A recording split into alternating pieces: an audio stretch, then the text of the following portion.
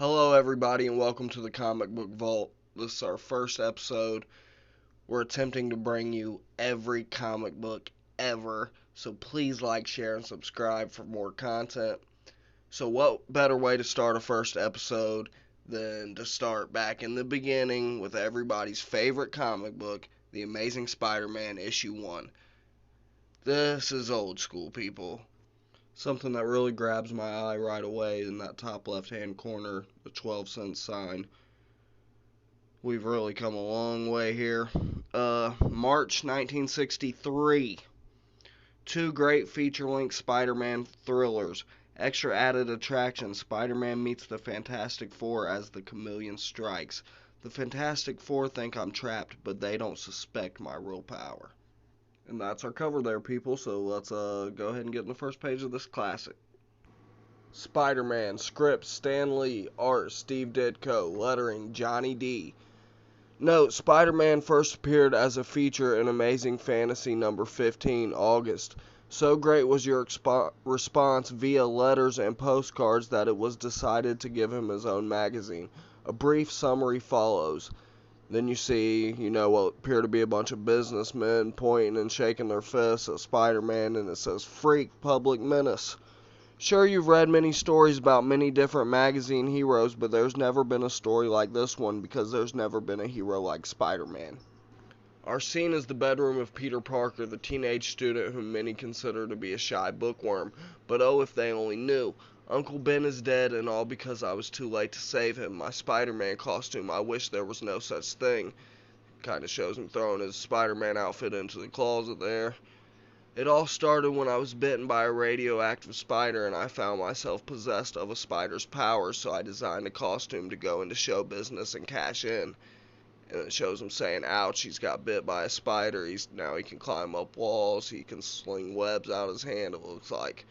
But while I was busy showing off, an armed burglar fired one fatal shot at Uncle Ben when he was surprised robbing our house. As soon as I learned what had happened, I sped through the city via my spider's web, lusting for vengeance. He won't escape the Spider-Man, and I soon caught the killer and turned him over to the police. Got you. You ain't human.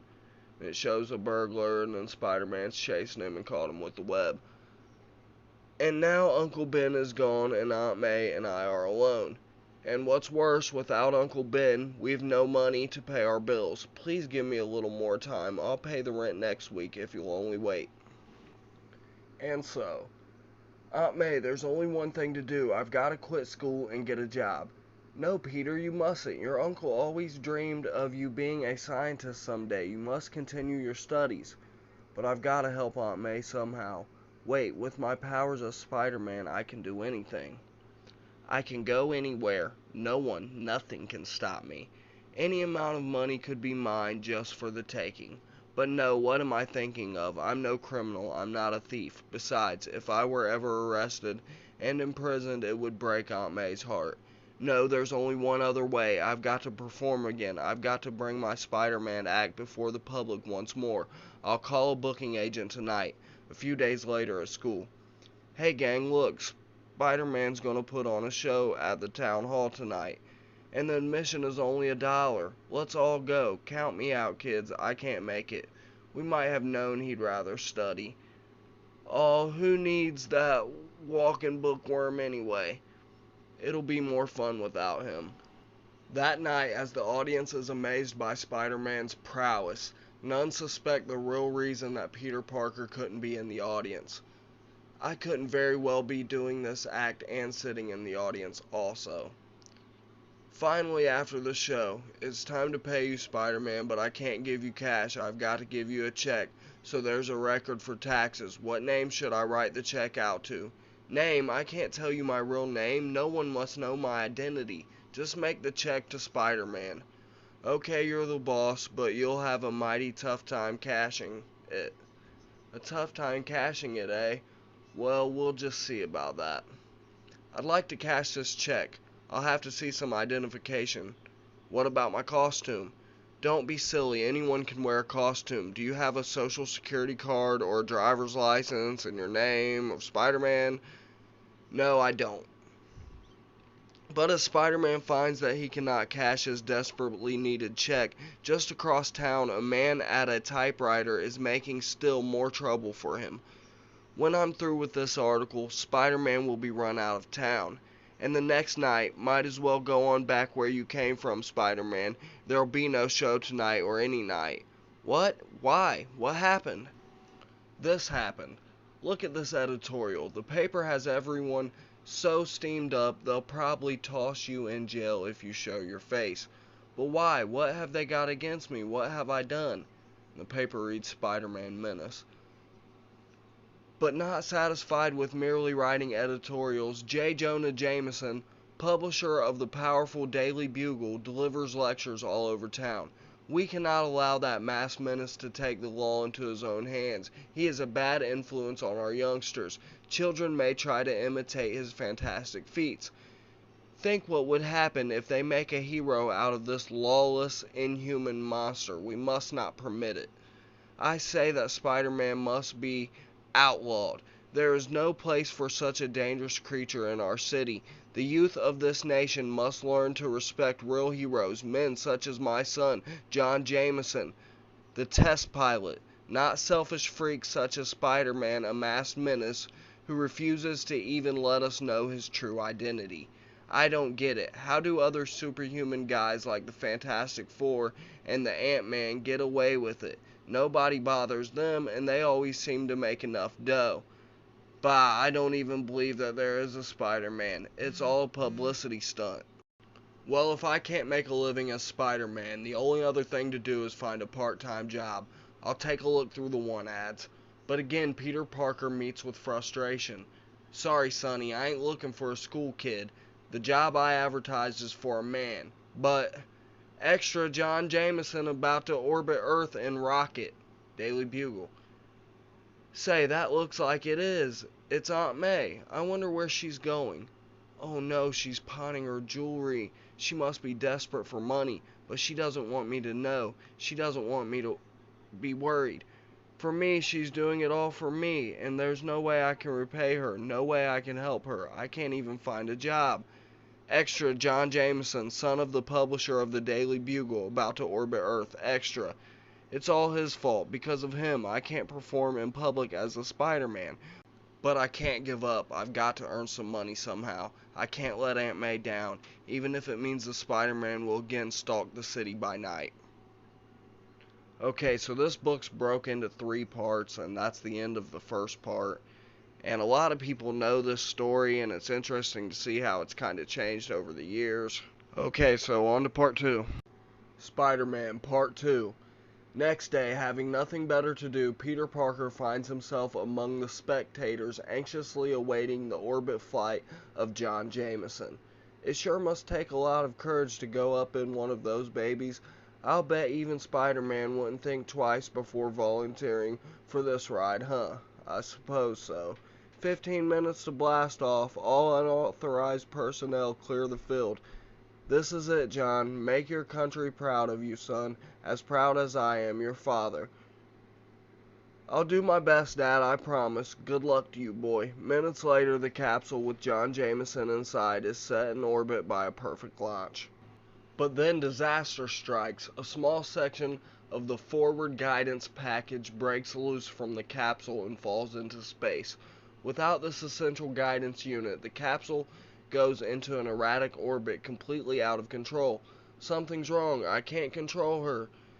This flashing red light, it can mean only one thing. I've lost the heart of the guidance device. There's no way to direct the capsule now. Meanwhile, miles away, what is it? What went wrong? Capsule is out of control, sir. Component 24-3B has broken loose. Condition red. What's that? Without the missing part, he will continue to go into lower and lower orbit until he crashes to Earth.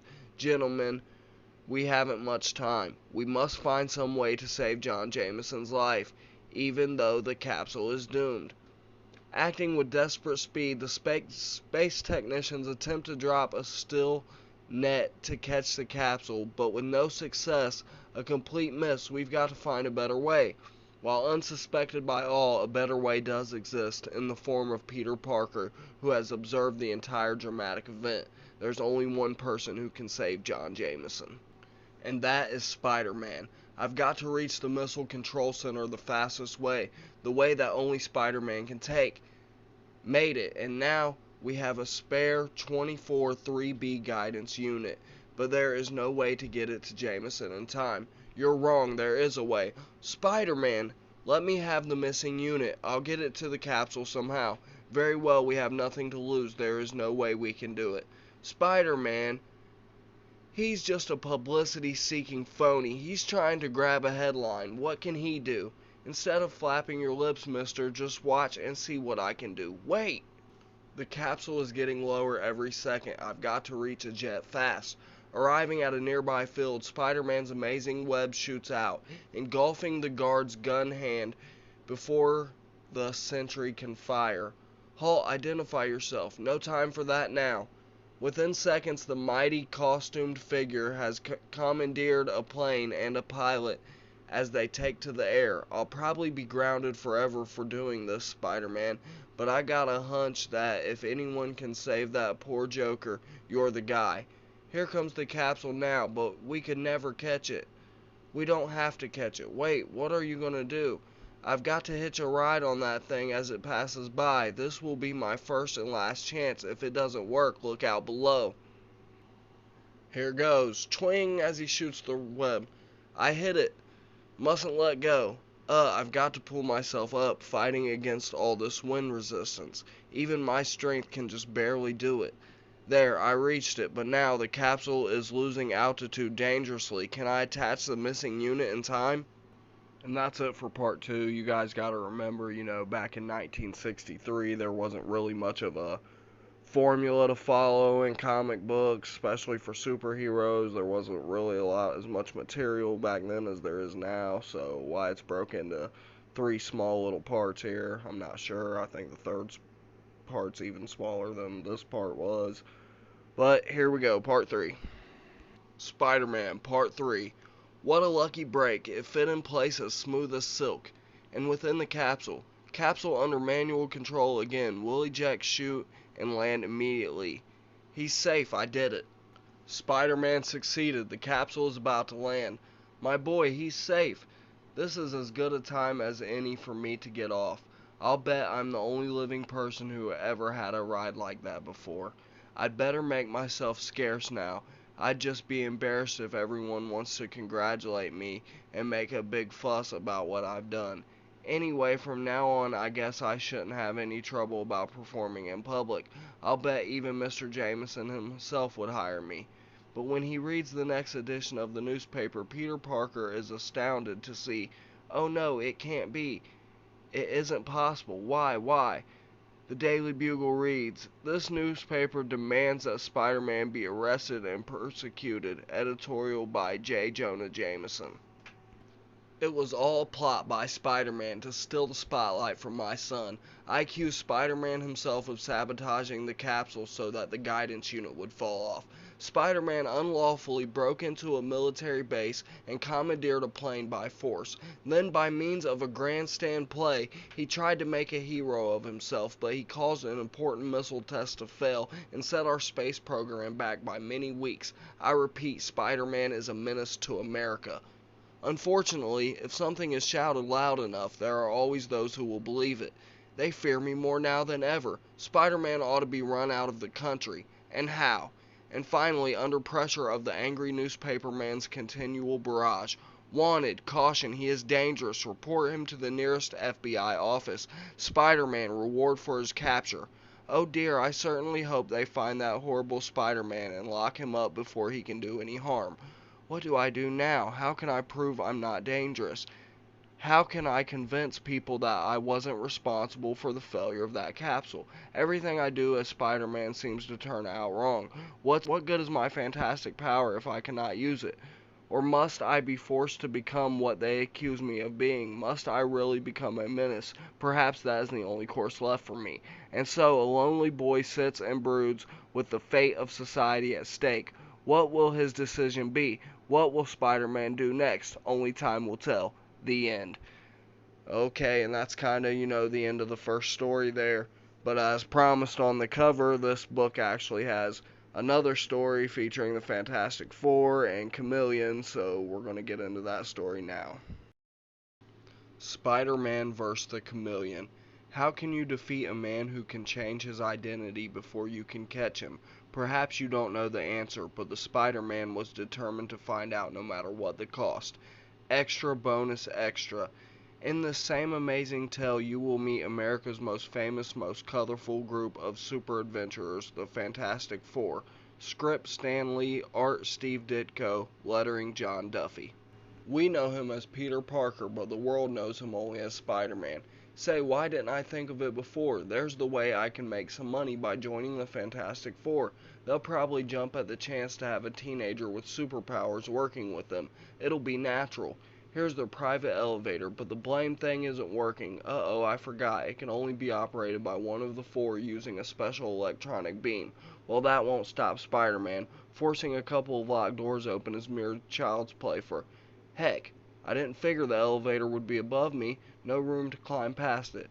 Minutes later, Peter Parker reaches the roof of an adjoining building. Well, there's more than one way to skin a cat. I should have thought of this right away. They'll probably be twice as impressed when they see how easily I get into their private skyscraper headquarters. Here goes nothing. Meanwhile, down below, it's the Spider-Man. What a bonus I'll get for this shot. He's heading for the Fantastic Four's headquarters. He balances himself on that strand of web like a human spider. At that moment, an alarm rings in the ready room of the Fantastic Four. The alarm, someone is trying to sneak in. He must be some kind of nut to think he can take us by surprise. There's his picture on our view plate. It's Spider-Man. Why didn't he phone for an appointment like anyone else? 'Cause he's a teenage cornball show-off just like the Torch. How obliging of them to leave a window open for me. This is a breeze. Activate defense measure B just to be safe. Greetings, group. You shouldn't make it so easy for people to drop in on you. Got news for you, loudmouth. It ain't that easy. What? A plexiglass cage dropped from the ceiling? This gizmo may keep out the riffraff gruesome, but it's a joke to me. That device costs us thousands. If you wreck it, don't worry, Rubberface. This squirt's gonna be taught some manners right now. Ow, you big ape. Who do you think you're pushing around? Did you forget you're messing with the guy who has the proportionate strength of a spider? For crying out, that's what I get for pulling my punch on account of his size.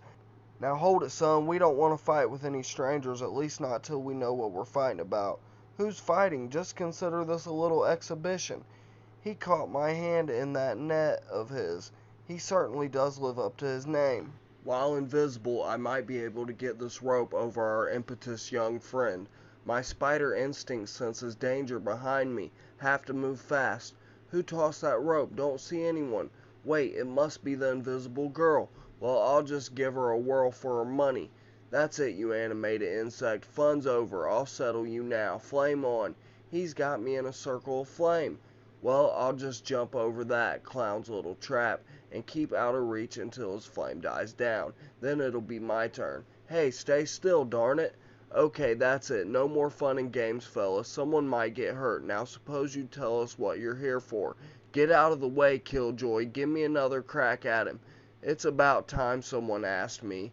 I came up here to join up with you. I want to be a member of the Fantastic Four, so I thought I'd give you a demonstration of what I can do. So now let's get down to business. How much does the job pay? I figure I'm worth your top salary. I knew it. That kook has rocks in his head. Afraid you made a mistake, Fighter-Man. We're a non-profit organization. We pay no salaries or bonuses. Any profit we make goes into scientific research. You came to the wrong place, pal. This isn't General Motors. We just keep enough money to pay our expenses. Every other cent goes into developing the most effective super crime fighting apparatus we can create. Besides, aren't you wanted by the police? This isn't Outlaws Anonymous. I might have known you're just like all the rest, ready to believe the worst of anyone. Okay, keep me out of your group. Who needs you? I'll make you guys look like pikers. Wait, come back. Too bad he left so suddenly. Perhaps we could have helped him. Oh, we've got enough problem kids to worry about now. Somehow I have a feeling we'll be hearing more from that young man in the future. And now our scene shifts to a defense installation at the edge of town. With my multi-pocket disguise vest, it will be an easy matter for the chameleon to become you, friend janitor. Minutes later, so far so good, disguised as a janitor, it was easy to gain access to this restricted area. And now another fast change, and I will take the identity of the Professor Newton. Ha! Nothing can stop the chameleon. With the right disguise, I can steal anything from anywhere unchallenged. That night at the chameleon's hideout, the Iron Curtain countries will pay a fortune for these plans. A TV news bulletin. The entire city is wondering why Spider-Man visited the Fantastic Four today. No comment, says the FF. Rumors are flying all over New York City. Unofficial sources claim Spider-Man is being considered for membership in the FF. Nonsense, claims the police commissioner. I think Spider-Man's visit is of interest to the chameleon too. Yes, indeed, very interesting. Latest on Spider-Man. Grand jury requests immediate probe. The FBI has been alerted for possible action. There is only one reason Spider-Man will want to join the Fantastic Four. Being sought by the police, there is no way for him to earn a legitimate living. He must be desperate for money, and this is where I come in. Spider-Man will be a perfect fall guy for me. When I steal the second half of these missile defense plans, I'll have him put the police off my trail. Spider-Man has the powers and instincts of a spider, so I will send him a message that only his spider senses will be able to pick up.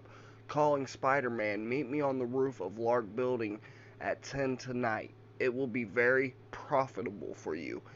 And miles away, at a neighborhood museum where Peter Parker is studying the spider exhibit, someone is trying to contact Spider-Man. I can sense the frequency waves, but who? Well, no matter who it is, I can't afford to pass up a chance for profit. I'll just leave my clothes up here, and then, a few minutes before 10 p.m., almost time for me to take over the elevator night shift. Yes, it is time, but not for you, for the chameleon. After binding and gagging the real elevator operator, the bogus one brazenly takes his place. I'll relieve you now. It's about time I'm bushed. Then once inside the elevator, so far my timetable is running right to the split second. Now to change to my Spider-Man disguise. And finally, Spider-Man, how did you get in? What do you want? Those missile defense plans which you're holding. I can't believe it. You're a traitor. Wait. My web will keep you a prisoner until I can escape. This artificial web isn't as strong as Spider-Man's real one, but no one will notice the difference. Help, police! Spider-Man's heading for the roof with stolen plans. Help! He finally broke free. Good, it's all going according to plan. Here's my ship. I can't fail now. I'll be gone just before the real Spider-Man gets here. I'm sorry, I won't be there to hear Spider-Man try to talk himself out of my trap. Strange, that helicopter must have just left the roof I'm heading for. I wonder who sent for me. Nobody is waiting on the roof. Look, there he is. Freeze, Spider-Man, we want those secret plans you stole. Plans? Stole?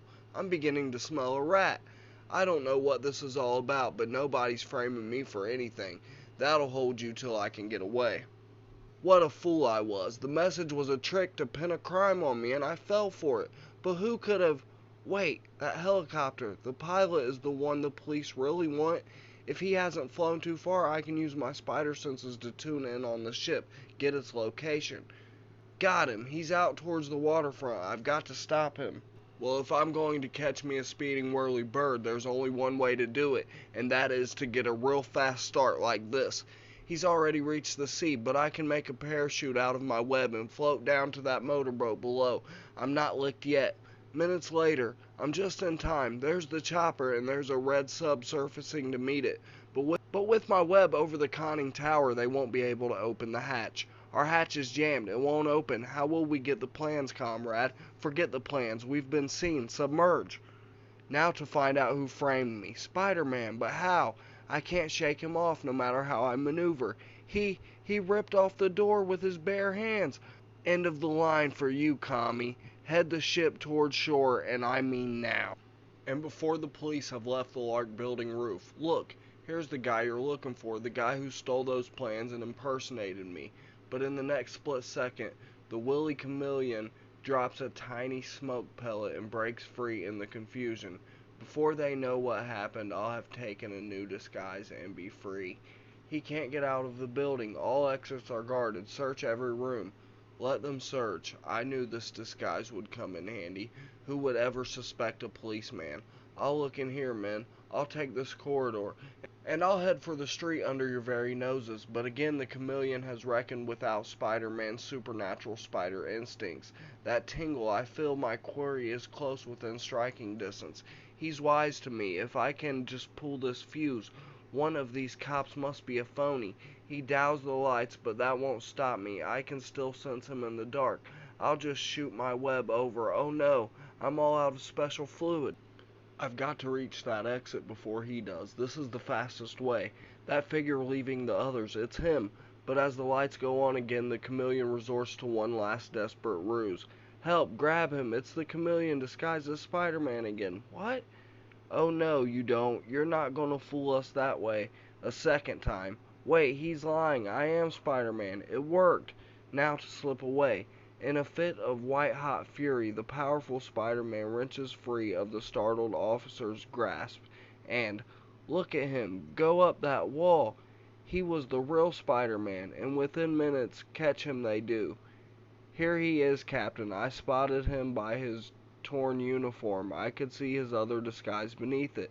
Blast it, I must have ripped it in my scuffle with Spider-Man. And as the chameleon is led away, a lone figure loses himself in the shadows of the silent night.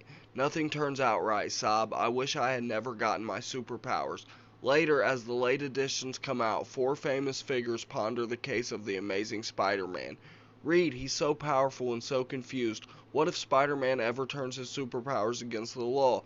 Yeah, if a teenager can be so blamed strong, how strong will he be when he gets older? Oh, we won't ever have to worry about him. Won't we, Johnny? I wonder. And the whole world will have to wonder until our next great issue. Don't miss it, the end. Which brings us to the last page, which is the end. It's just a page about, they're going to start printing fan letters in the 3rd issue, but this is in 1963, so yeah. In retrospective, for the time, 10 out of 10. Compared to today's standards, subpar. But for the time, Spider-Man truly was amazing. So please like, share, and subscribe. These videos aren't easy to do. I'm really trying. You're going to see a lot of content. I'm trying to make a very extensive museum of comic books. So, thanks. Hope you guys enjoyed. Bye.